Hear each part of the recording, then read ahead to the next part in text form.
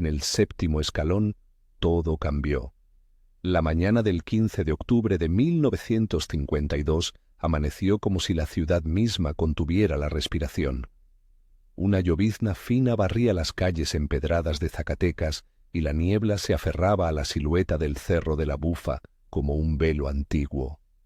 Desde la ventana de la casona de los Velázquez se veía la cúpula de la catedral difuminada, apenas un faro pálido entre la humedad. En el patio, las azucenas que habían sido cortadas para el ramo y las coronas estaban todavía cubiertas por gotas que olían a tierra mojada y naftalina. El olor del vestido heredado se mezclaba con aquel perfume terroso, una fragancia que para la familia llevaba memorias y advertencias. Rosa María Velázquez Sandoval, de 22 años, se preparaba para casarse. La palabra prepararse en aquel día tenía un peso ritual y concreto. Peinar el cabello con la paciencia que exige un peinado de novia. Ajustar el corpiño que se aferraba a la cintura con puntillas que habían pasado por manos de mujeres que ya no vivían. Mirar su rostro en el espejo y ver, entre la ilusión y el temor, la sombra de los ojos de su madre y la firmeza de su padre. El vestido había pertenecido a la tía Refugio, mujer de la familia, que años antes había sido cubierta por un suceso que nadie mencionaba sin bajar la voz. Decían que Refugio se había ido de la casa una madrugada y nunca volvió, que la encontraron después y que su desaparición dejó, además del vestido, una sensación de hueco que se transmitía como herencia. Don Jacinto y doña Carmen Velázquez insistían en que aquella prenda fuera la que Rosa María llevara. Era como si el linaje y la bendición de generaciones pasaran por el encaje. Roberto, el hermano mayor y padrino, cruzaba la sala con el ceño fruncido, cuidando que todo marchara con pulcritud, mientras Mauricio, primo y agente de policía en la ciudad, observaba con una mezcla de orgullo y inquietud. Ernesto Aguirre Montes, el prometido, llegaría en una hora. Era un hombre educado, forastero en el pueblo, presentado por algunos como la promesa de estabilidad para una familia que, tras el declive de la mina, se sostenía con prudencia y esfuerzo. La casa parecía un escenario detenido. Las sirenas lejanas de la ciudad eran apenas un rumor. Los criados colocaban sillas en el jardín trasero y una vecina barría el umbral una y otra vez, como si aspirara a barrer también la ansiedad. En el cuarto de las mujeres, una madeja de voces enmudeció cuando Rosa María se quedó fija delante de la ventana, con el vestido desplegado a su alrededor como una nube de hilo y recuerdos. Sus manos pálidas y temblorosas se cerraron sobre el encaje. La tela parecía contener algo, polvo de viejas penas, la memoria de un funeral, quizá un presagio. Afuera, la lluvia aflojó y las campanas de la catedral basílica empezaron a proyectar su tono solemne por las calles. La marcha nupcial, en la versión tocada por la orquesta local, fue ensayándose entre respiraciones en la cabeza de cada invitado. Algunos vecinos, que no habían sido invitados, se aproximaron a la acera con la curiosidad duplicada por la tradición. En Zacatecas, las bodas seguían siendo pequeños acontecimientos públicos, y las historias de las casas antiguas se mezclaban con los nombres que la gente repetía como si recitaran genealogías. «No te quedes sola con eso, Rosa», murmuró doña Carmen, ajustando los guantes. «Si notas algo, hablas con el padre Eusebio. Tú lo sabes, hija, la iglesia nos abraza cuando el mundo se rompe». Rosa María asintió sin mirar. Había, sin embargo, una tensión en su mirada que algunos atribuyeron luego a la fatiga de los preparativos. Otros, los más observadores, sintieron un filo distinto, la sensación de que alguien miraba fuera de la ventana desde la calle y que esa mirada no pertenecía a la vida, sino a algo que había quedado suspendido. En el salón, Roberto clavó las manos en el respaldo de una silla. «Que todo esté listo. No quiero contratiempos», dijo. Era la frase de un hombre que sabía que la reputación, en aquellas familias, se defendía con control y orden. Mauricio solo pensó en su cuñado. «Que nadie provoque. Si Sergio o alguno de los de la cuadrilla hace una broma». Su voz fue un rastro de advertencia. La llegada a la catedral fue un desfile de colores y rostros. La ciudad parecía mirar a la pareja con la mezcla de benevolencia y escrutinio que acompaña a los grandes acontecimientos. La catedral basílica, con su piedra marcada por siglos de polvo y ceremonias, acogió a los invitados con su frescor antiguo. El interior olía a cera y a incienso. Los mosaicos brillaban con el reflejo de las velas. Rosa María ascendió la escalinata del templo con la lentitud de quien cumple un rito que no entiende del todo. Cada escalón marcaba un pequeño juramento. En el 7º escalón ocurrió el primer quiebre. Conforme la novia subía, se detuvo y posó la mano en la barandilla, como si una fuerza la retuviera. Sus ojos se fijaron en un punto del techo y su aliento se volvió corto. Algunos invitados pensaron que era el nerviosismo. Otros prestaron atención al leve temblor que recorrió sus labios cuando dijo, en un suspiro apenas audible, «No puedo hacerlo». Señoras juntas, cuchicheos que tomaron forma de sombra. El padre Eusebio Márquez, que ofició la ceremonia, bajó un paso y miró a Rosa con la paciencia de un hombre que había presenciado muchas emociones contenidas. «Hija, si necesitas un momento», le ofreció. Rosa negó con la cabeza, pero había en su rostro algo que no era miedo común. Se incorporó, respiró y continuó. La marcha nupcial comenzó de nuevo, algo más tenue, y la procesión avanzó hacia el altar. En la entrada de la nave principal, algunos parientes encontraron el aire más pesado de lo normal, como si el templo guardara un silencio anticipado. La ceremonia avanzó en su rutina sagrada. Lecturas, oraciones, el intercambio de miradas que debía sellar un trato humano y civil. Ernesto, de pie frente a Rosa, sujetaba una rosa en la mano. Su semblante era sereno, su voz firme. La congregación escuchaba, la música acariciaba el espacio, y por un rato todo pareció alinearse. Entonces, en el momento de los votos, cuando las palabras que se habían esperado toda la mañana debían brotar, la trama se partió con una frase que nadie alcanzó a comprender del todo hasta que la prensa lo repitió una y otra vez en titulares temblorosos. Rosa María habló, y lo que dijo fue una acusación que colapsó la liturgia. «Él las mató», pronunció. El tiempo se detuvo como si una mano invisible hubiese cerrado los relojes. Un murmullo creció, la música se desvaneció, y la palabra resonó en la nave como una sentencia sin baranda. Los nombres siguieron, entrecortados, como si una voz le dictara desde muy lejos. Magdalena, Elena, Sofía. Fueron nombres que nadie esperaba escuchar en el altar, nombres de mujeres que serían años después asociadas para siempre con aquella mañana. «¿Qué dices, hija?», preguntó el padre Eusebio, acercándose con los ojos cargados de interrogación y compasión. Rosa no miró al sacerdote. Miró a Ernesto con una claridad filosa, como si de pronto viera bajo su traje la sombra de algo que nadie más percibía. «¿Eres tú?», dijo, y su voz, que al principio había sonado firme, se quebró. «Eres Ernesto Aguirre, y aquí están ellas». Entonces, sin aviso, su cuerpo se estremeció.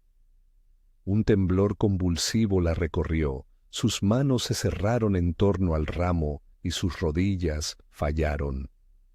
La gente gritó, alguien corrió al ambón, el padre se inclinó y el sacristán buscó agua. Ernesto, aturdido, dio un paso hacia ella como para sostenerla.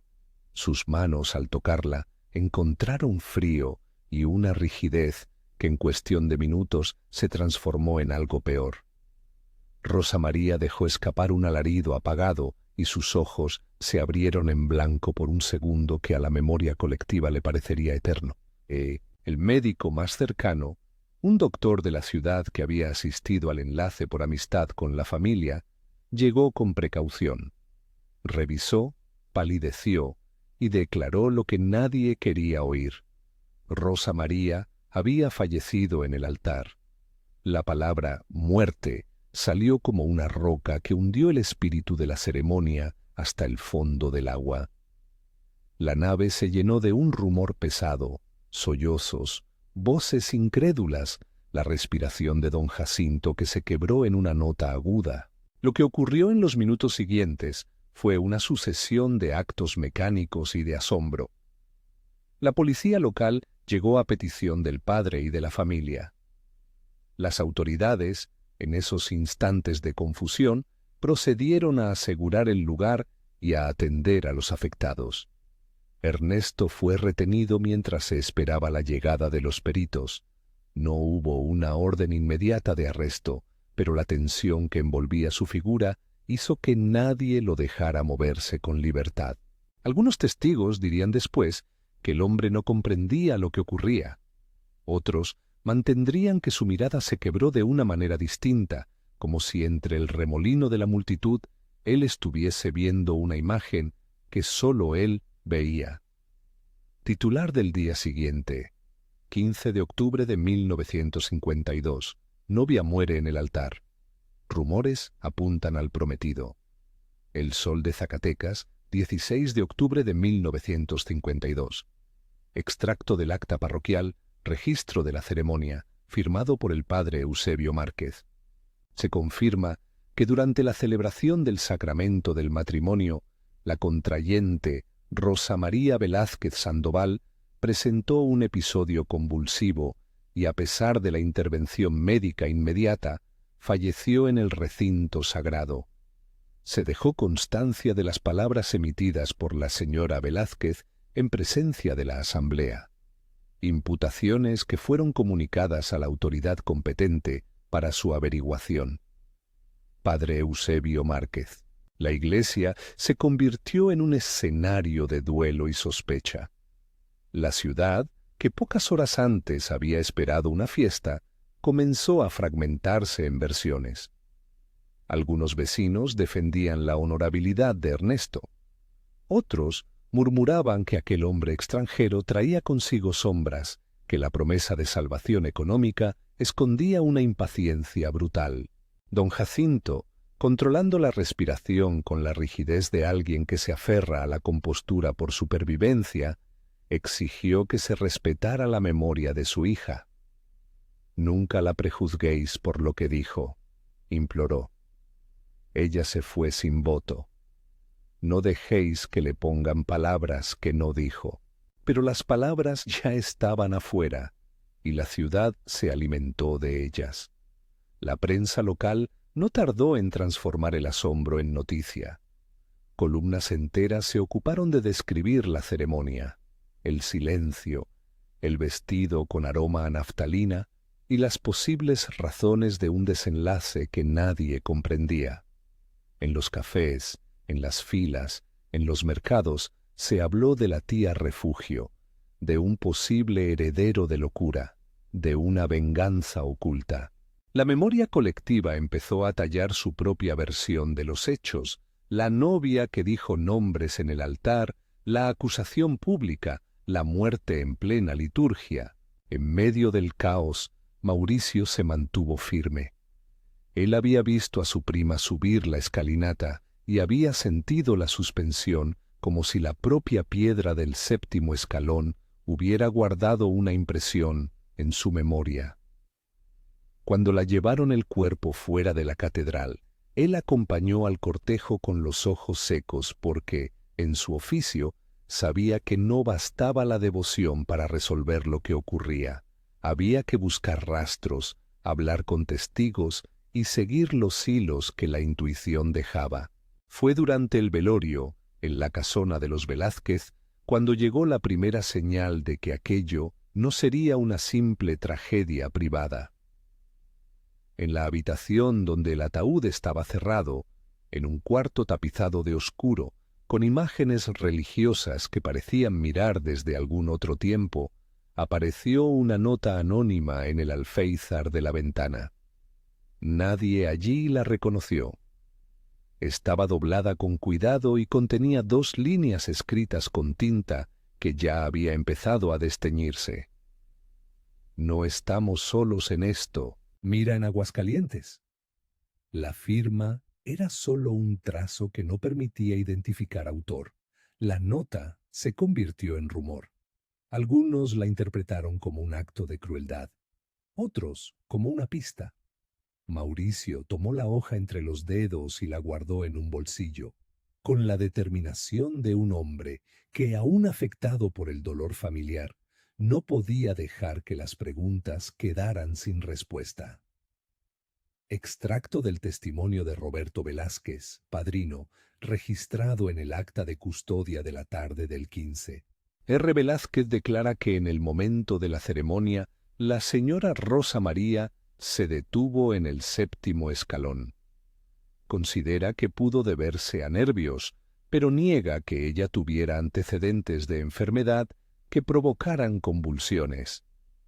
Afirma que la figura del señor Ernesto era conocida por la familia desde hace pocos meses y que su conducta no había presentado incumplimientos hasta la fecha. Constancia firmeada por Roberto Velázquez. Mientras la familia velaba, la ciudad no soltaba la historia. Las tertulias nocturnas de Zacatecas se convirtieron en pequeñas salas de juicio, inteligentes, furiosas, temerosas. Algunos vecinos recordaron a mujeres jóvenes que habían desaparecido en años recientes y que nunca tuvieron un final claro. Otros, con la prudencia de quien no desea involucrarse, aconsejaron calma. La muerte en un altar no prueba culpabilidad, advertían.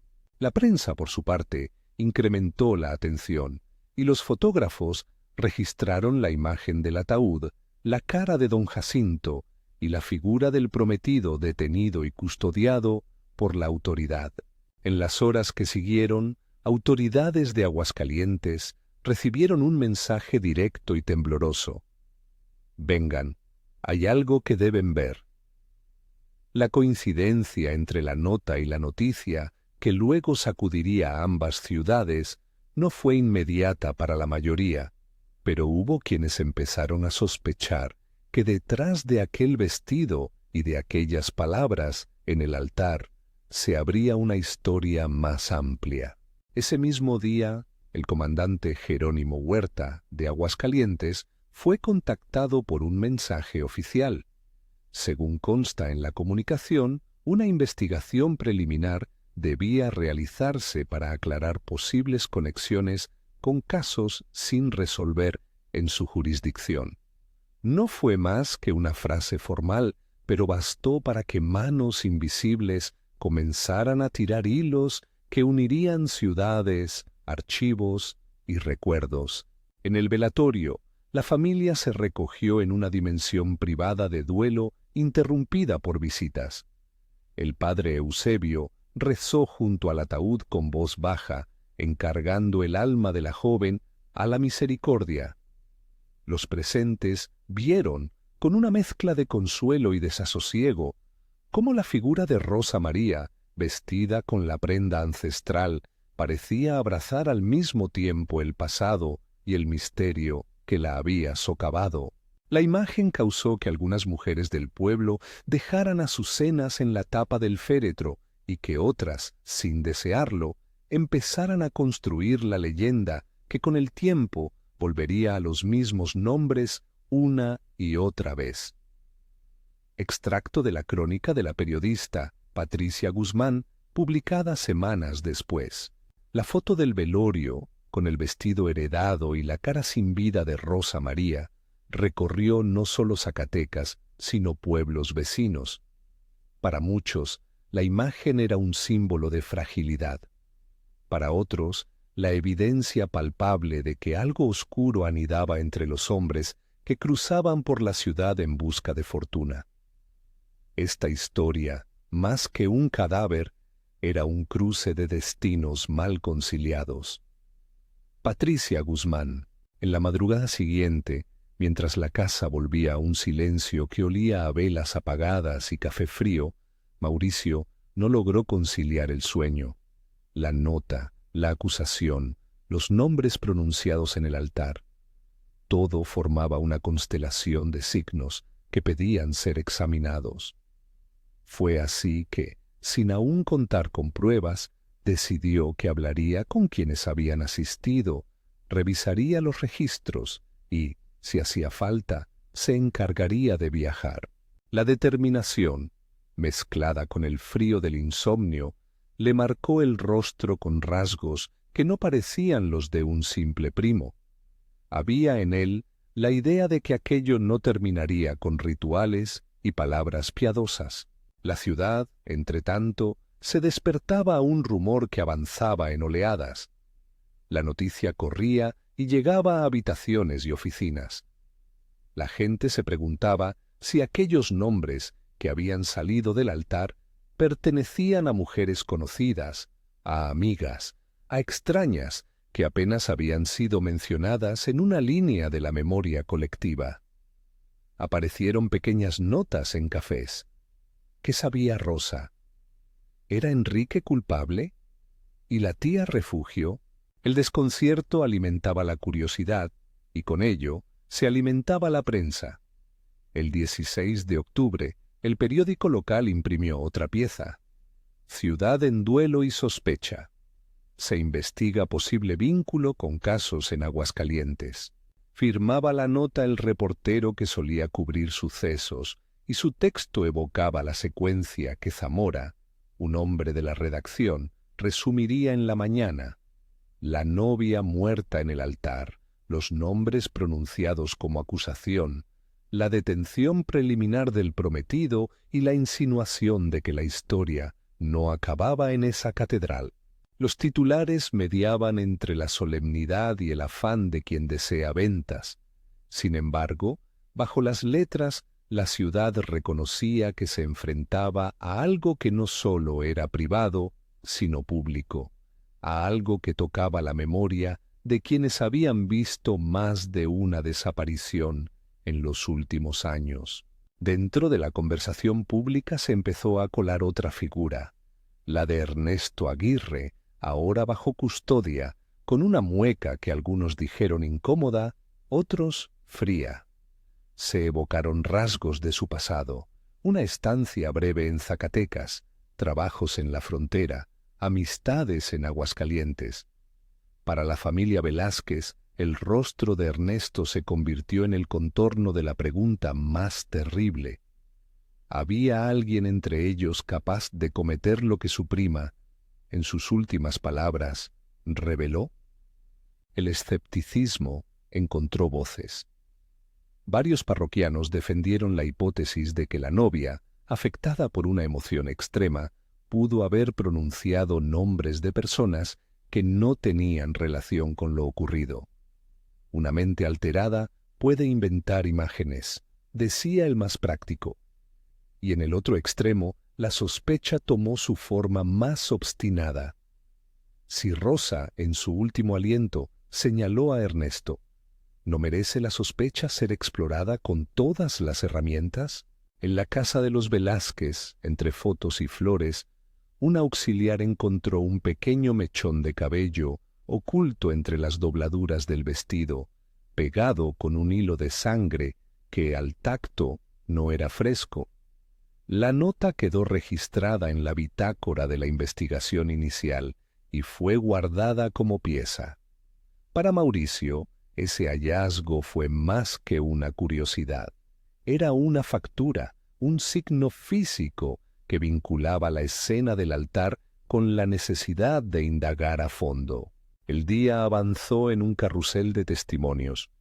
Los fieles que estuvieron presentes narraron detalles que se convirtieron en fragmentos para reconstruir la mañana.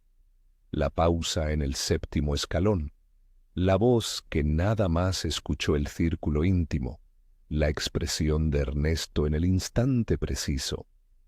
Cada testigo declaró su versión, cada memoria agregó una nota al pentagrama de la tragedia. Extracto del testimonio de la señora Elena Hernández, vecina que asistió como invitada. La señora Velázquez se detuvo en la escalera y dijo algo que nadie entendió bien. Luego, cuando ya estaba en el altar, pronunció nombres. La voz sonó rara, quitada. No sé si fue la emoción o algo más, pero nadie esperaba que terminara todo así. Declaración ante el juez municipal. El resultado inmediato fue un pueblo cambiando de faz. La boda que debía ser una fiesta se transformó en un caso que ocuparía mesas, pasillos y con el tiempo, memorias. En la indagación preliminar, los peritos levantaron las huellas del templo. La custodia del vestido fue certificada, las fotografías del velatorio se apilaron en sobres y la prensa comenzó a hacer preguntas que otros responderían con silencio. Pero incluso entre las pruebas y testimonios había algo que no se podía tocar, que se resistía a la arqueología forense, la sensación de que la casa de los Velázquez y la ciudad guardaban un pasado con voces atadas a las paredes. El vestido, con su olor a naftalina y tela antigua, se convirtió en un símbolo que a la vez consolaba y acusaba. El encaje reaparecería en las descripciones como un leitmotiv, una imagen que regresaría en fotografías, en notas, en recuerdos. La noche que siguió a la sepultura, mientras las últimas flores eran colocadas y la gente comenzaba a dispersarse, Mauricio se quedó solo en la sala principal. Tomó la nota anónima, la examinó otra vez y sin saber aún por qué, sintió un impulso que lo empujó a hacer lo que su rango en la policía no le exigía, a buscar. No lo haría solo por justicia legal, sino por la lealtad a un nombre que era sangre. Sus pasos lo condujeron hasta el archivo familiar, donde, entre recibos y cartas, encontró una carta vieja dirigida a la tía Refugio. No tenía relación aparente con el presente, pero en la esquina del sobre, en la misma tinta que la nota, había una marca casi idéntica. Aquella coincidencia no era una prueba, pero era un hilo. Lo tomó y lo guardó. Sabía que habría que seguirlo con prudencia, con método, sin precipitar a la familia en una exposición peor. Sin embargo, en la ciudad, la historia ya ardía. Un último relato de aquella noche circuló entre pocos y con el paso del tiempo ganó la forma de señal. Desde el cementerio, algunos dijeron ver la silueta de una mujer vestida de negro que se acercó a la tumba y se quedó allí, inmóvil, hasta que la niebla la envolvió y desapareció. Testigos fieles a la sobriedad afirmaron que era una vecina envejecida que había querido despedirse. Otros, más dados a la imaginación, sostuvieron que era la tía Refugio en algún modo, una presencia que volvía a cerrar su historia con un secreto que había llevado a la tumba. Según la narración recogida por la investigadora Patricia Guzmán, esa visión empezó a gestarse casi de inmediato en la memoria de Zacatecas. Las leyendas nacen cuando las preguntas no encuentran respuestas. La mujer de negro, la nota anónima, el vestido y los nombres pronunciados en un altar sin consuelo.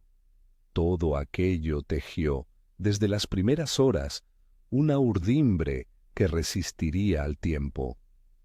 Patricia Guzmán, extracto del trabajo de campo, Mientras la ciudad dormía con un dolor que llamaba la atención de los pueblos vecinos, Mauricio cerró las puertas de la casa de los Velázquez con la certeza de que su próxima jornada lo llevaría fuera de la ciudad. La nota apuntaba a Aguascalientes, y las posibilidades se abrieron en su mente como puertas en un pasillo oscuro.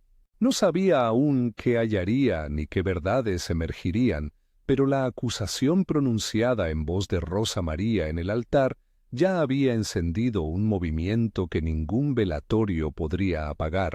En aquella madrugada el pueblo fue testigo de lo que, con el tiempo, sería llamado la oscura historia de la novia de Zacatecas, una ceremonia que se quebró en el 7º escalón, una acusación pronunciada bajo el resplandor de las velas, y una muerte que no fue sólo final sino inicio de una investigación que iría más allá de la comprensible desazón de una familia.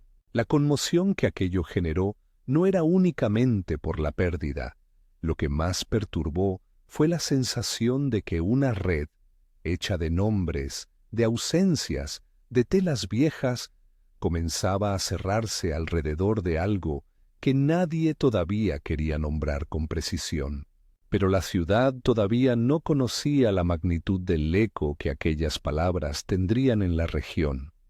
El murmuro de la catedral se transformó en rumor, el rumor en noticia y la noticia en una búsqueda que uniría a Zacatecas y Aguascalientes en una trama de archivos, diarios y testimonios.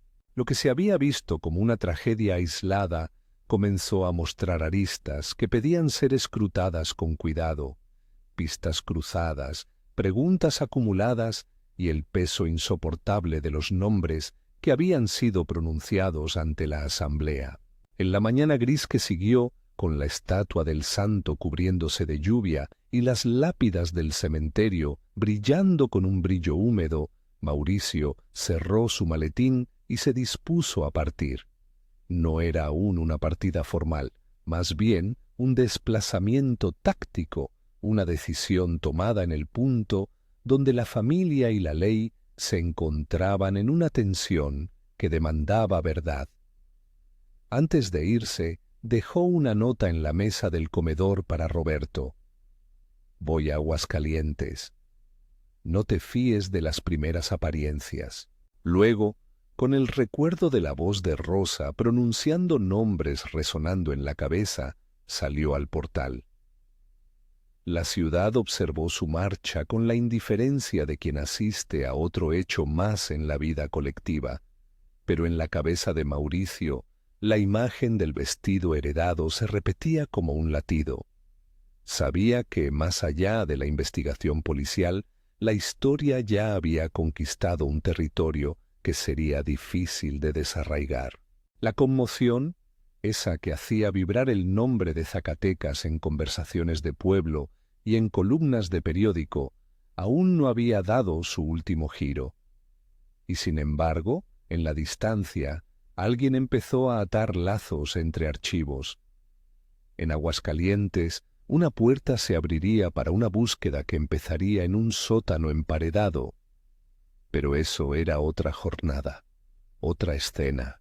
En Zacatecas, en la casa de los Velázquez, el vestido quedó guardado, la tumba recibió flores y la ciudad se preparó, sin saberlo, para una cadena de descubrimientos que reescribirían su historia.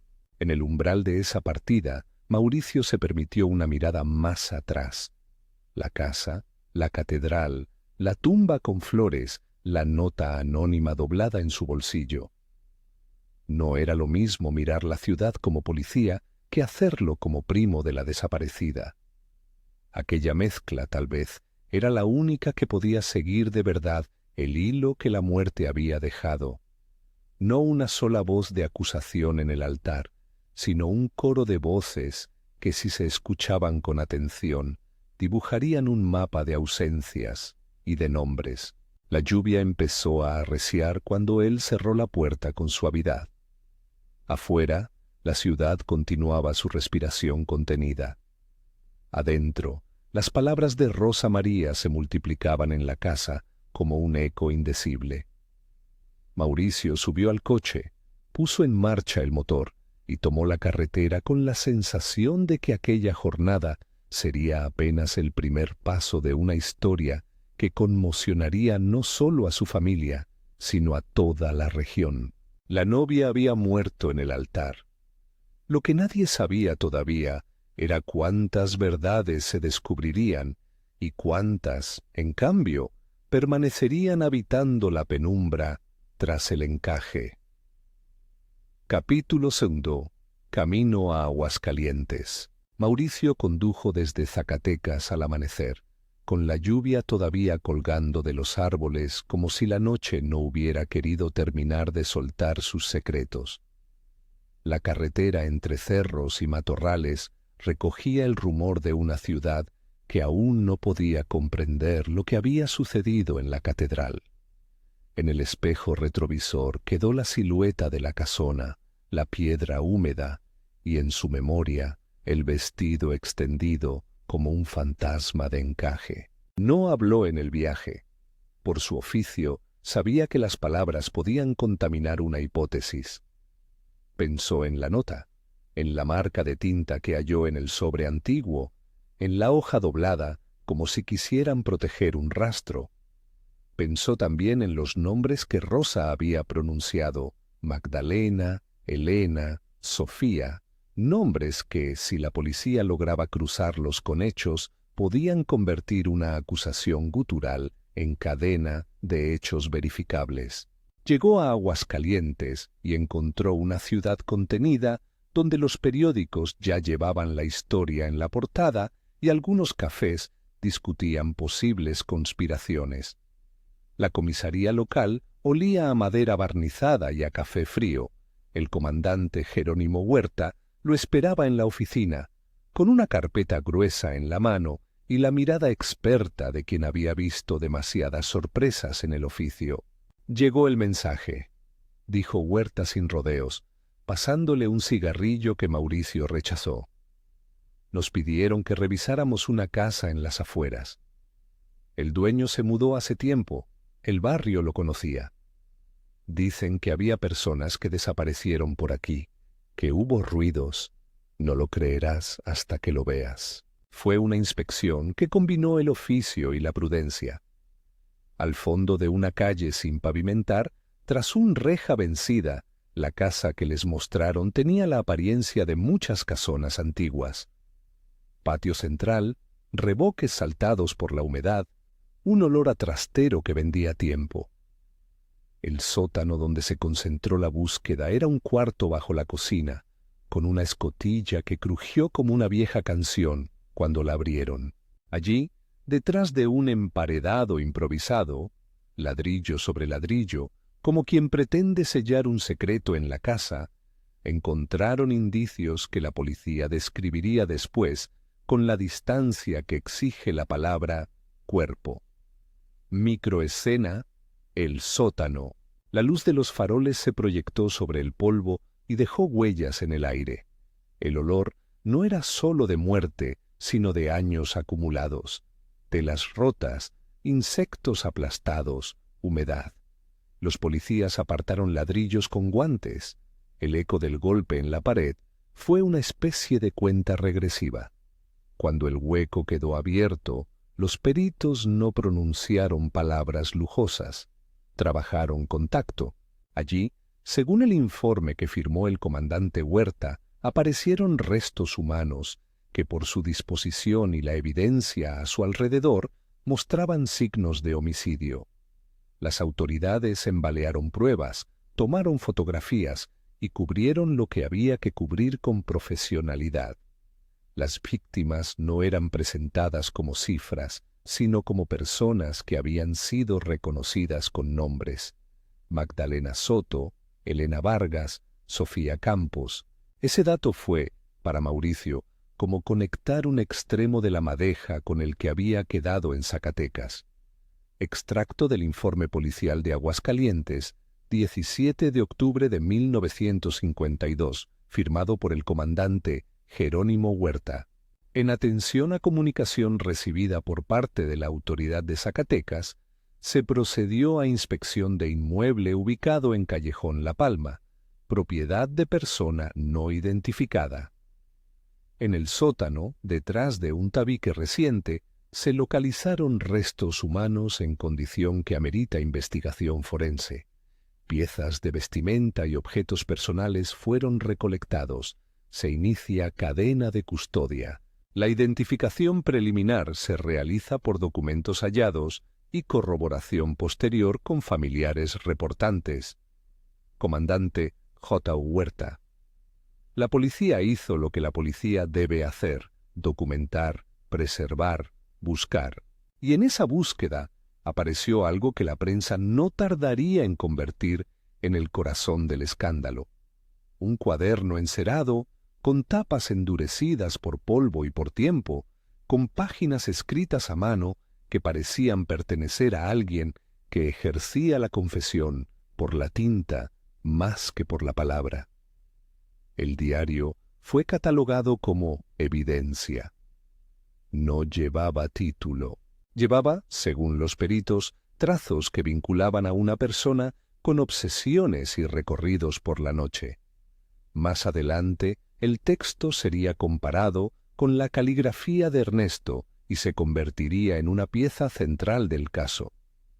Extracto del acta de aprehensión y custodia, Aguascalientes, 17 de octubre de 1952.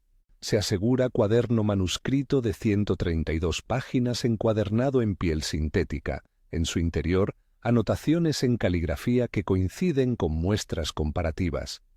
Libelo trasladado a Zacatecas para cotejo. Se adjunta fotografía del objeto, tomada en la escena.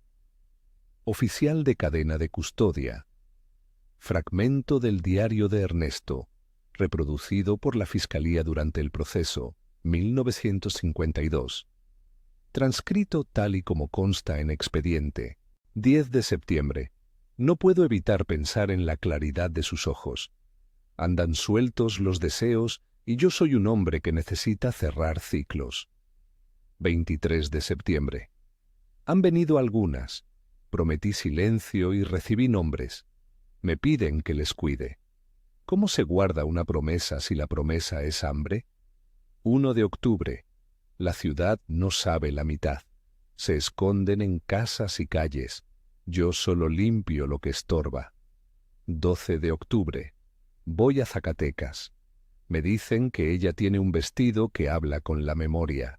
Si hay que tapar rendijas, taparé. Extractos del cuaderno entregados en copia al tribunal. Estas frases, en manos de la Fiscalía, se leyeron como un patrón.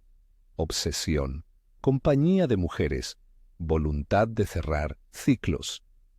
No había una confesión explícita en el papel, pero había suficientes insinuaciones como para que el contexto las convirtiera en amenaza. Titular regional, La Voz de Aguascalientes, 18 de octubre de 1952. Jalan cuaderno que podría vincular a detenido con desapariciones. Zacatecas exige respuestas. La identificación de los cuerpos se realizó con los escasos recursos de la época.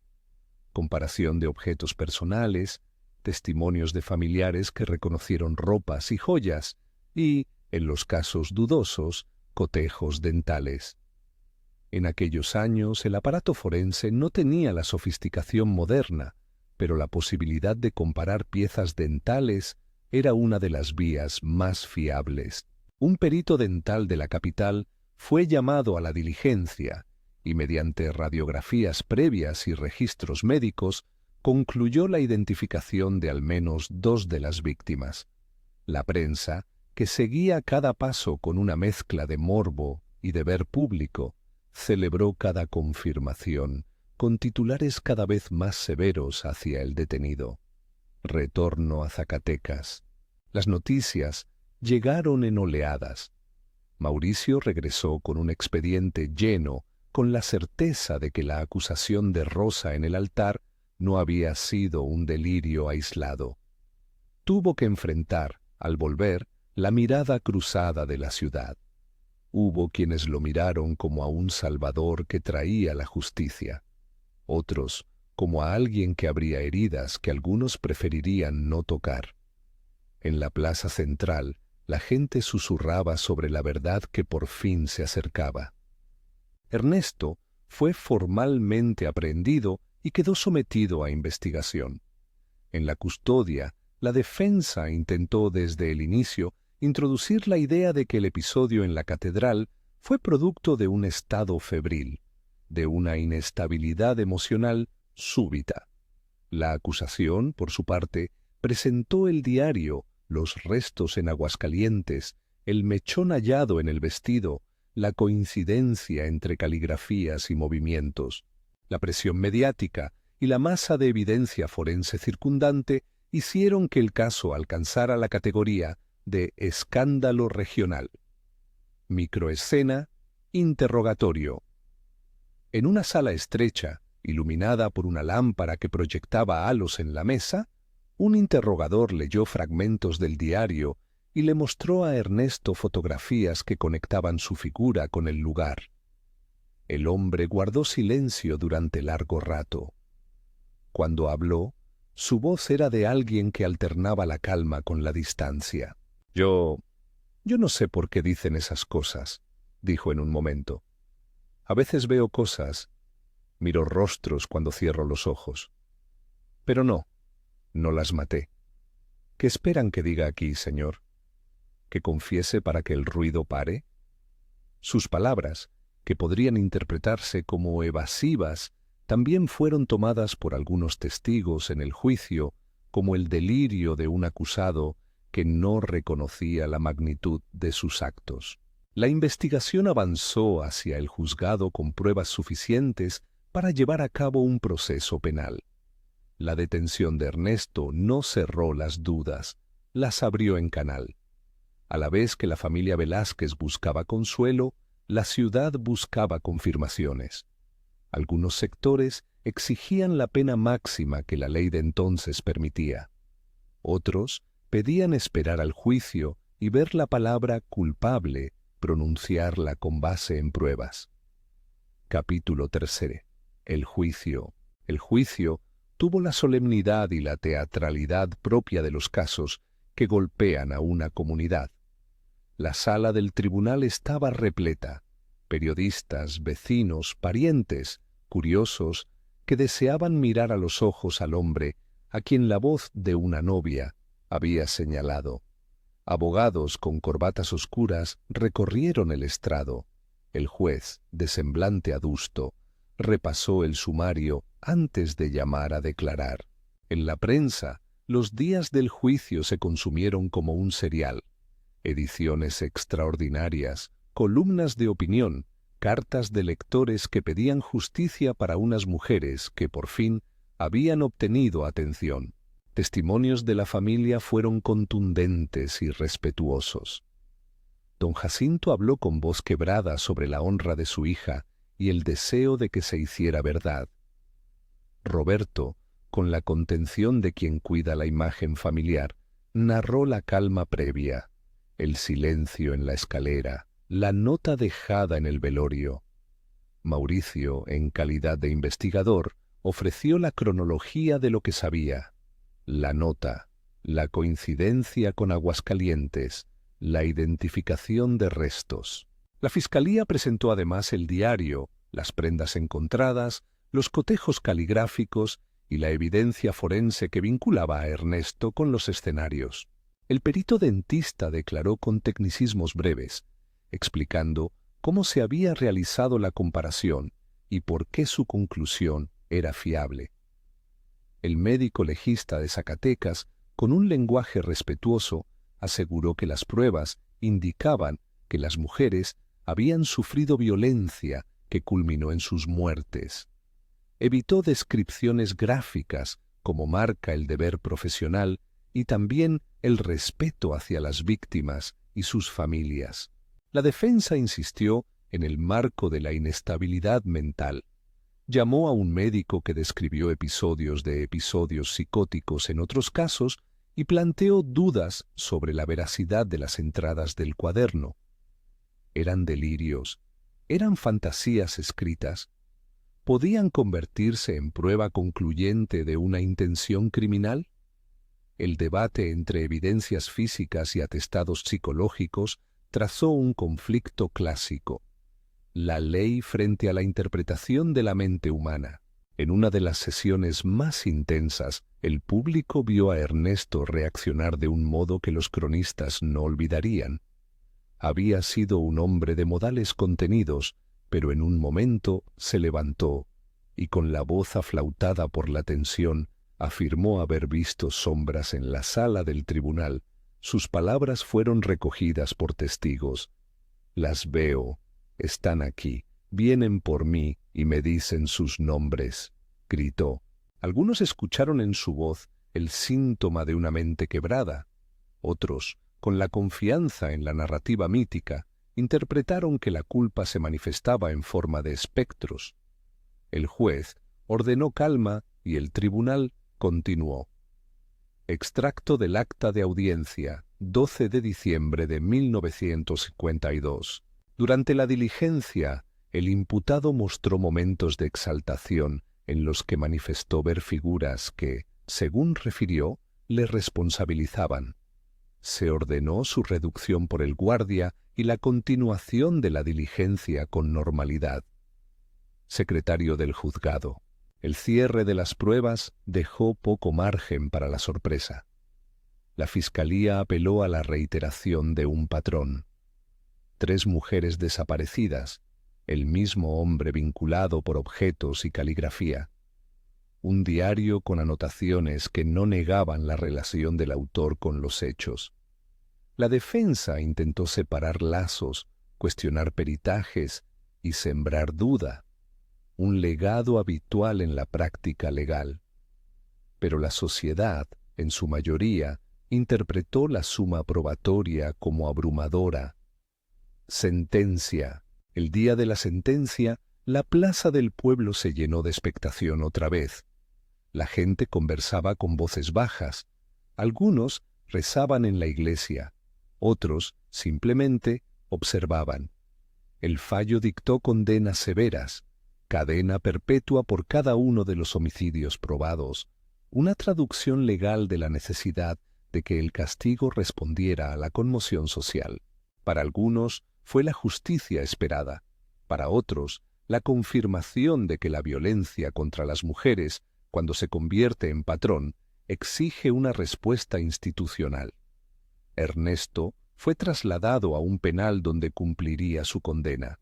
Con el tiempo, rumores dirían que él afirmaba ver las mismas figuras en las noches de su celda. Capítulo 4. Reacciones, rumores y rituales públicos. La sentencia no cerró la historia. La abrió en direcciones que la ciudad no controlaba. La casa de los Velázquez, vacía tras el funeral y las diligencias, comenzó a atraer visitas clandestinas.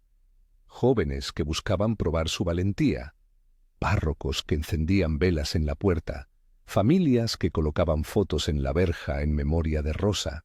El vestido, cuidadosamente embalado como prueba, estuvo un tiempo en custodia judicial.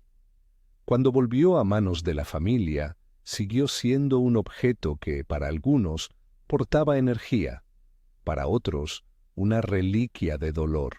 Los primeros informes de fenómenos nacieron en ese período. Vecinos que hablaban de luces que se asomaban a las ventanas por la noche.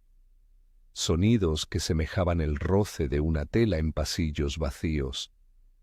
La mujer de negro en el cementerio, que según testigos se quedaba junto a la tumba de Rosa hasta que la niebla la tragaba.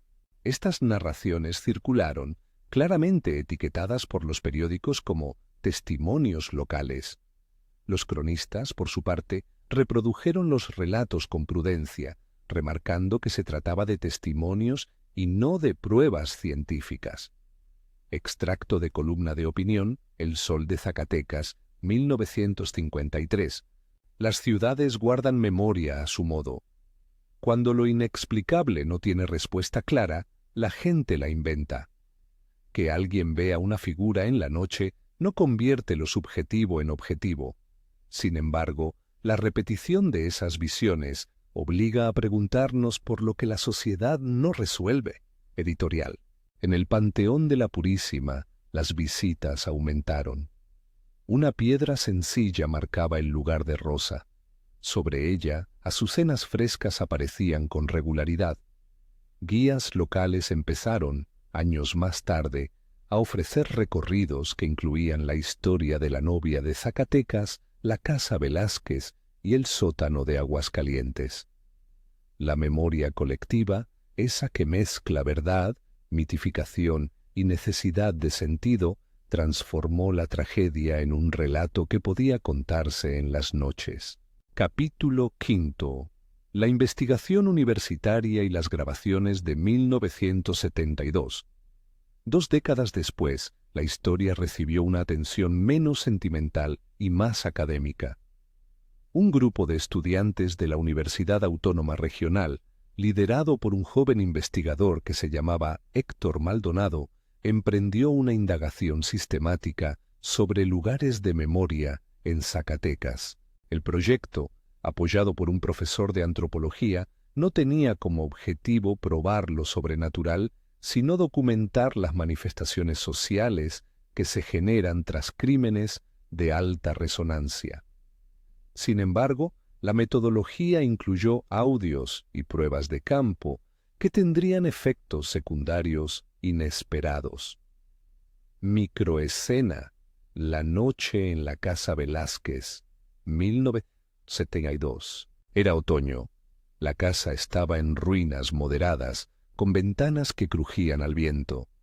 El equipo instaló grabadoras analógicas en 3 puntos: el salón principal, el ático y la capilla lateral.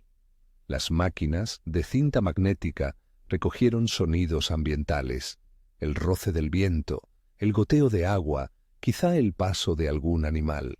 Al reproducir las cintas en el laboratorio, los estudiantes detectaron fragmentos de audio que les parecieron más que ruidos. Voces femeninas que, según la transcripción realizada por Héctor, pronunciaban nombres. La voz era tenue, apenas una interferencia sobre el ruido. Un fragmento cortado y amplificado parecía susurrar: «Magdalena, no te vayas». Otro parecía articular un murmullo: «No lo dejes». Los registros fueron conservados en la universidad y reprodujeron en círculos cerrados. Algunos académicos se mostraron escépticos. La técnica de grabación, el efecto de la retroalimentación y el pareidolia auditivo podían generar la ilusión de voces. Otros, sin embargo, apuntaron que la repetición de nombres era improbable en condiciones puramente aleatorias. Héctor y su equipo publicaron un pequeño informe de campo donde dejaron claras las limitaciones. Lo registrado no es en modo alguno prueba de un fenómeno paranormal, escribieron. Es, eso sí, evidencia de la significación que el lugar posee para la comunidad y de cómo la memoria colectiva puede inscribirse en los artefactos de la modernidad. Extracto del informe de campo, Universidad Autónoma, 1972. Las grabaciones contienen fragmentos que, tras amplificación, parecen reproducir voces femeninas. El equipo académico declara la imposibilidad de ratificar un origen sobrenatural. Recomendamos continuar la investigación con metodologías acústicas más refinadas. Equipo de antropología. Junto a las grabaciones, una fotografía tomada por uno de los estudiantes durante una de las noches merece mención. En la imagen, la lápida de Rosa aparece en primer plano. Detrás, una sombra tenue que algunos describieron como una silueta humana. Para los técnicos de fotografía, la figura pudo deberse a una doble exposición o a la condensación sobre la placa. Para muchos de los testigos que vieron la imagen, aquello fue la confirmación de una presencia. Esa disonancia entre la explicación técnica y la experiencia emotiva alimentó la leyenda. Capítulo 6. Patricia Guzmán y la historiografía del caso. La periodista Patricia Guzmán no fue la primera en escribir sobre la novia de Zacatecas, pero sí la que más sistematizó la historia. En los años siguientes al proceso, recogió testimonios, archivos policiales y notas periodísticas antiguas y elaboró un libro que comenzó a circular entre estudiantes, investigadores y lectores curiosos. Patricia no pretendió dar una respuesta definitiva sobre lo sobrenatural. Su aporte fue otro: situar el caso en un marco histórico de violencia contra las mujeres, precariedad económica y patrones de movilidad masculina que, en la región, habían producido desapariciones. Cita de Patricia Guzmán, extracto de entrevista y prólogo del libro. La historia de Rosa María es trágica y compleja. La ciudad la transformó en mito porque necesitaba explicar lo que la justicia y la protección social no habían resuelto. Mi trabajo no busca convertir espectros en verdades, sino entender por qué una ciudad repite una historia cuando no encuentra otras maneras de recordar. Patricia Guzmán. En sus páginas, Patricia reordenó documentos, reprodujo extractos del juicio, recopiló las actas policiales de Aguascalientes, entrevistó al comandante Huerta y a miembros de la familia Velázquez. El libro, con un tono periodístico y a la vez preocupado por la memoria, contribuyó a una comprensión más amplia. No se trataba solo de un crimen, sino de un entramado social que había permitido vulnerabilidades. Capítulo 7. Apariciones, rituales y turismo de memoria. Con el paso de los años, la leyenda alcanzó fuera de las fronteras locales. El turismo cultural, que buscaba historias, se interesó por la boda que terminó en funeral. Guías de la ciudad incluyeron la casa de los Velázquez en itinerarios que mezclaban arquitectura colonial, minería y memoria. En octubre, cuando el clima regresa a la bruma, los relatos sobre la novia se intensifican. Peregrinos que llevan flores, jóvenes que dejan cartas en la verja, familias que repasan la historia como una advertencia. Todo ello vertebra una memoria colectiva que no se limita a la familia, sino que incorpora a la ciudad. El padre Eusebio Márquez, ya anciano en décadas posteriores, fue entrevistado en más de una ocasión. Su recuerdo de la mañana de 1952 mantenía algo de dolor consigo, pero también una mirada pastoral que buscaba decir la verdad con moderación. «Recé por ella», decía. «Vi a una familia quebrada. Lo que pasó es terrible. No soy juez, solo un hombre que conoció a la joven. Lo que puedo decir es que la memoria exige respeto». Sus palabras sencillas llegaron a muchos como la imagen de una institución que acompañó el duelo sin pretensiones. Capítulo 8. Interpretaciones y debates. A lo largo del tiempo, el caso de la novia de Zacatecas se convirtió en objeto de distintas interpretaciones. Algunos optaron por el enfoque racionalista. El fenómeno como suma de coincidencias, la nota anónima como broma macabra, las voces en las grabaciones como artefactos de la técnica. Otros, más inclinados a lo simbólico, señalaron que la repetición de figuras nocturnas y de audios adquiría sentido dentro de una comunidad que necesitaba signos. En mesas de café, en columnas de opinión y en trabajos académicos se discutió el papel de la prensa en la construcción de la narrativa. Se preguntó sobre la responsabilidad del Estado en la protección de mujeres. Se analizaron los sesgos de la investigación forense de la época. Patricia Guzmán, al situar el caso en una problemática social mayor, ayudó a que la historia dejara de ser puro espanto para convertirse en un objeto de estudio. Capítulo 9. ecos contemporáneos y los visitantes de hoy. Al acercarnos a la actualidad, la tumba de Rosa sigue recibiendo flores.